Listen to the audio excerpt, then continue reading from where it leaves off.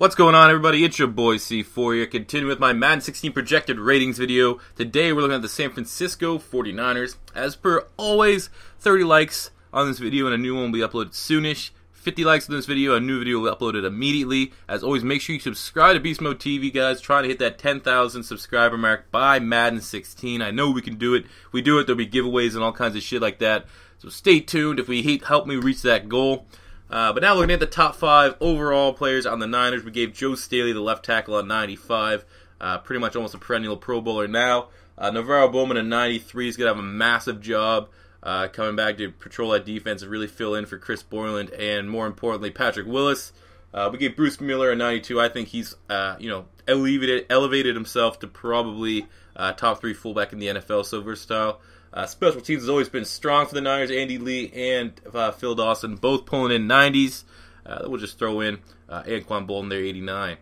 To not leave on a sour note of special teams players.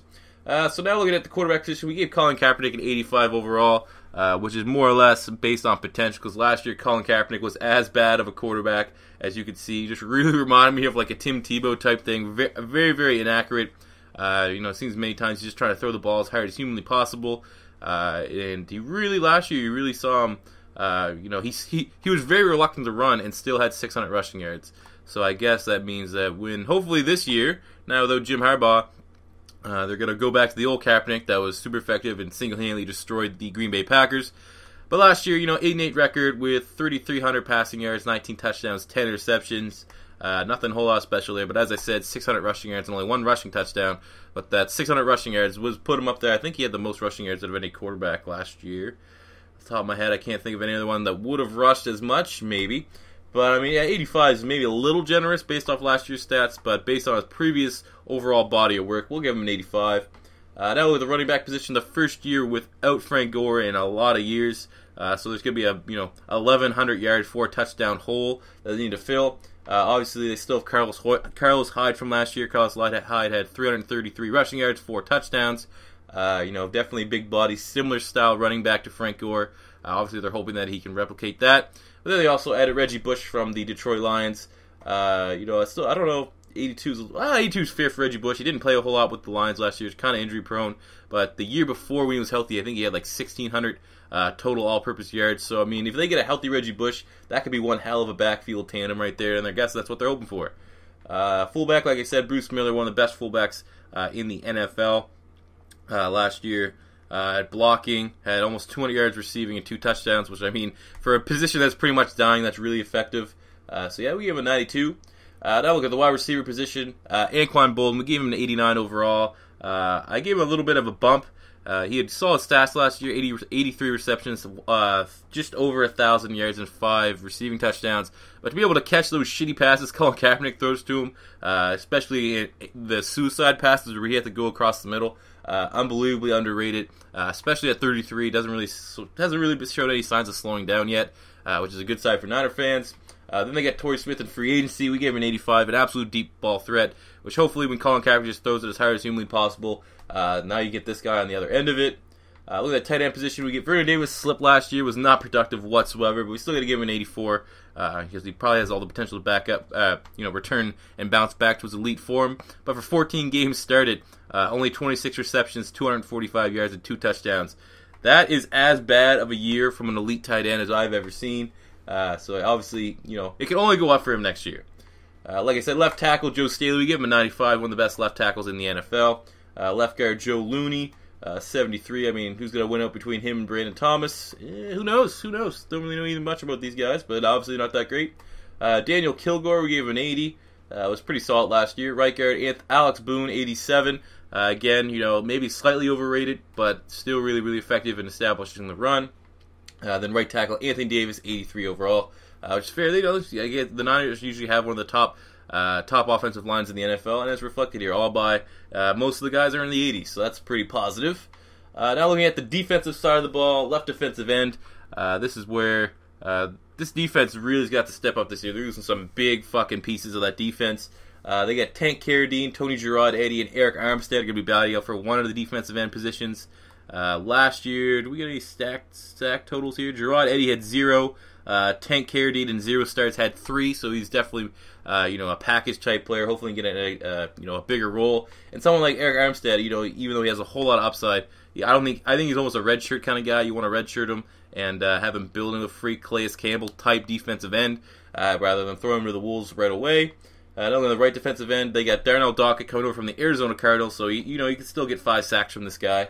And it's more a veteran presence because they're assuming that Justin Smith is pretty much done as it stands right now. Defensive tackle Glenn Dorsey, we gave Glenn Dorsey an 81 overall. Last year, Glenn Dorsey, what his stats at? Did he do good? Did he do good? I can't even see anything for Glenn Dorsey. What the fuck, Glenn Dorsey? Did he even play? Did Glenn Dorsey even play? I know they got him from the Kansas City Chiefs, but according to my stats, it doesn't say that he had any recorded stats, so I assume he was probably hurt or something like that. But still, really rejuvenating his career here in San Francisco. Yeah, maybe that's pretty generous now, looking back. Left side linebacker, AHMAD Brooks, we gave him a 79. Last year, AHMAD Brooks had 13 games started, 6 sacks, only 30 tackles, but again, he's purely a pass rushing specialist, but had some off-the-field issues. I believe he walked out of a game once because he didn't feel he was getting used properly. Then you got Aaron Lynch, another blitz package specialist, had 6 sacks as well. So 12 sacks from the outside linebacker position here. Especially for a rookie, that was very, very effective, so hopefully they're seeing a bigger jump and he can take over the permanent starting role from AHMAD Brooks. Middle linebacker, like we said, NaVorro Bowman's got the fucking step up. Chris Boyle was an absolute freak last year. I thought for sure, my buddy's a diehard Niner fan, that they had the future at linebacker in Borland. He retired. Patrick Willis had some bad feet. He retired. So now it's on the returning off a really terrifying injury. NaVorro Bowman has a lot on his plate. It's going to be interesting to see how he copes with that, if he's going to be able to return to the player he was before, and in turn also pick up the slack left from those other guys. But when he is healthy, as good a middle linebacker as there is in the NFL. Then at right outside linebacker, Aldon Smith, we gave him an 88. Obviously, when healthy, he's much higher than an 88, but it's just all the off-field shit. He started 6 games last year, only had 2 sacks, which is a bit of a drop-off from a guy that seems to be almost averaging a sack a game throughout his career. But we still gave him an 88, and I really, really like the pickup of Eli Harold in the 3rd round. I thought it was the best pickup for the Niners in the entire draft. Excellent depth there for the defensive line.